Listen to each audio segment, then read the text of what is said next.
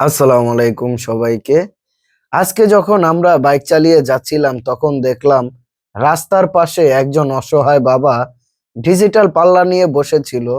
যখন হানিফ দেখলো অসহায় বাবাটা বইসা রইছে ডিজিটাল পাল্লা নিয়ে, তখন হানিফে গাড়িটা রেখে ওদিক দিয়ে ঘুরে আসলো এই বাবাটার সাথে কিছু কথা বলার জন্য।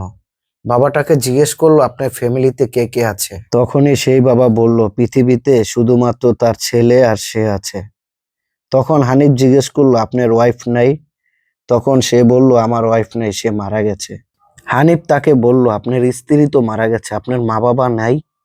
তখনই চাচা দুঃখের সাথে বলল তার মা বাবা ভাই বোন সবাই আছে। চাচা বলল সে নাকি বড় সন্তান, তার মা বাবা ভালো অবস্থা আছে, সেও আলহামদুলিল্লাহ তার অবস্থান থেকে ভালো আছে। হানিফ যখন জিজ্ঞেস করলো যে আপনার খোঁজ খবর কেউ নেয় না, তখন সে বলল হ্যাঁ খোঁজ খবর নেয়, তাদের অবস্থান থেকে তারা আলহামদুলিল্লাহ অনেক ভালো আছে। আমার অবস্থান থেকে আমিও আলহামদুলিল্লাহ অনেক ভালো আছি। কেউ যদি আমার খোঁজ খবর নাও নেয় তাতে আমার কোনো সমস্যা নেই। তখন হানিফ তাকে বলল আপনি কাজ না করে ভিক্ষা করে খেতে পারেন না? সেই বাবা উত্তর দিল আমি জীবনে মরে যাব কখনো ভিক্ষা করব না, কারো কাছে হাত পাতবো না। আমার এই ডিজিটাল পাল্লাটা নিয়ে আমি এইখানে বসে রইছি।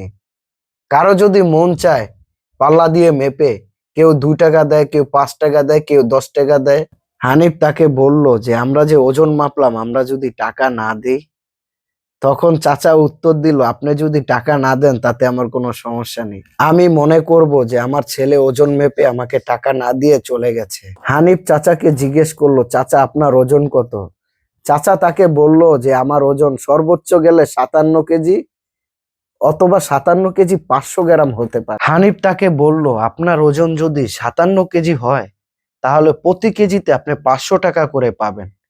আর আপনার ওজন যদি 57 কেজির বেশি হয় তাহলে আমরা যে ওজন মেপেছি এটার 1 টাকাও দেব না। চাচার ওজন মাপার পরে দেখলাম চাচার ওজন 57 কেজি। চাচায় বাজিতে জিতে গেছে। তখন হানিফ তাকে টাকা দিল। আসলে এভাবে যদি হানিফ তাকে টাকাটা দিত, সে তো টাকাটা নিত না। যার কারণে হানিফ গেম সিস্টেম করে তার হাতে টাকাগুলো পৌঁছে দিল।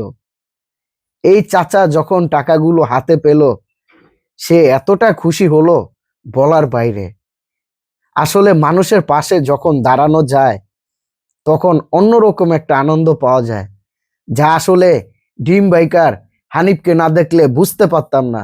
হানিফ সবসময় একটা কথা বলে, এই টাকাটা আমার না, এই টাকাটা আপনাদের, এই টাকাটা শুধুমাত্র আল্লাহ তাআলা আমার কাছে রাখতে দিয়েছে, আমি জানি আপনাদের কাছে পৌঁছে দিতে পারি।